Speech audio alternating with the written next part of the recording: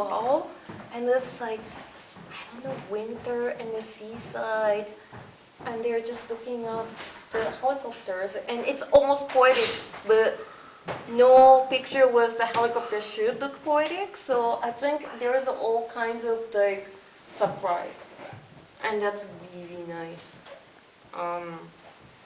Yeah, like you have a great sense of composition. Um, and even this, like it's filled and there's no dead empty space, but it still feels like this grandma who's knitting is a little bit lonely. And I was like, oh, I want to keep looking at it because like, oh, like I want to help her. And yeah, like, so that's nice. And there's always story, and the story depends on the viewers because you're not giving the specific story.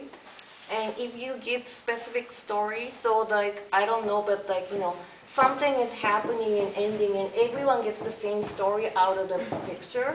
And then it's not fun anymore because the viewer look at it and like, oh, I got it, it's funny, or like, it's sad. Okay, let's move on, let me look at something else.